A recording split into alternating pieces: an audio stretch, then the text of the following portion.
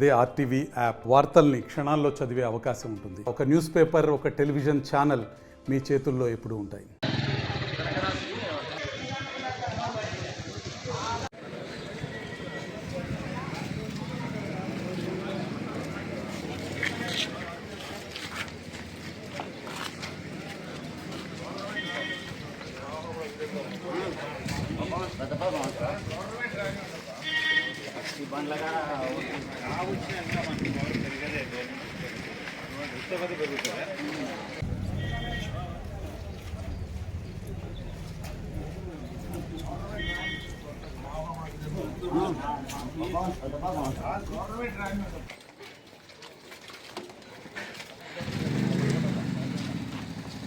Good morning, sir.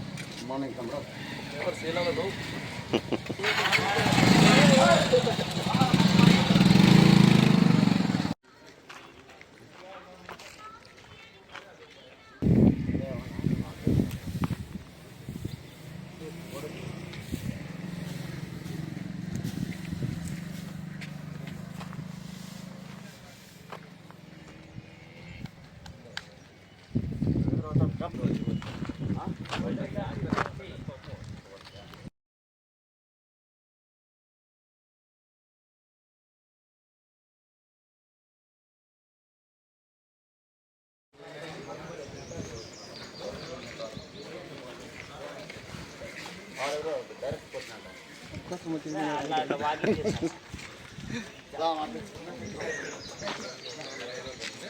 Result వస్తాయి.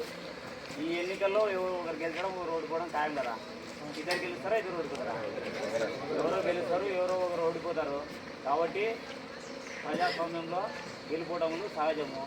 కాబట్టి దాన్ని అంతా మీరు ఏది వ్యతిరేకంగా తీసుకోకుండా ఆ విధంగా జరిగింది, ఈ విధంగా జరిగిందని తీసుకొని గ్రామంలో ఎటువంటి శాంతి భద్రతలకు భంగం కలిగించకుండా ఉండాలి. ఏదైనా కానీ భంగం కలిగించినట్టయితే ఈ ఎలక్షన్ సంబంధించి సపరేట్ సెక్షన్లు ఎఫ్ఐఆర్లో నమోదు చేసి అందరినీ జైలు పంపించడం జరిగింది. ఇప్పటికే చాలామంది జైలు పోయినారు. కాబట్టి దృష్టిలో పెట్టుకొని మాకేమి ఇబ్బంది కలగకుండా, మీరు ఏమి ఇబ్బంది పడకుండా చూసుకోవాల్సిన బాధ్యత మీ మీద ఉంది. అర్థమైందా? మాకేం పెద్ద బాధ్యత ఏం కాదు, ఇది పనిలో పనే. మీకే ఇబ్బందికరంగా ఉంది. ఒకసారి కేసు నమోదైతే ఒక 15-20 ఏళ్ళ వరకు తిరుగుతూనే ఉండాలి. ఇప్పుడు సర్పంచ్ ఎలక్షన్స్ వస్తాయి, మళ్ళీ ఎంపీటీసీ ఎలక్షన్స్ వస్తాయి, స్థానిక సంస్థలు ఇవన్నీ. ఇప్పుడు మనకి ఎమ్మెల్యే ఎంపీ సపరేట్ ఉంది కాబట్టి ఒకటేసారి అయిపోయింది. లేదు ఇప్పుడు గ్రామంలో మొత్తం రాష్ట్ర వ్యాప్తంగా 144 సెక్షన్ అమల్లో ఉంది. 6వ తారీఖు వరకు ఎవరు కూడా టపకాయలు కాల్చకూడదు, మొదటి పథకం టపకాయలు కాల్చకూడదు, విజయోత్సవ ర్యాలీ ఏర్పాటు చేయకూడదు. ఎవరైనా విజయం సాధిస్తే అధికారికంగా పోలీస్ ప్రొటెక్షన్ చేత విజయోత్సవ ర్యాలీ చేయకూడదు. విజయోత్సవ ర్యాలీ ఉంటుందే ఉండదా? పక్కా ఉంటుంది. కాబట్టి దాన్ని దృష్టిలో పెట్టుకొని ఆ రోజు ఎంత ఎంజాయ్ చేస్తారో మా సంవత్సరంలో ఎంజాయ్ చేయండి.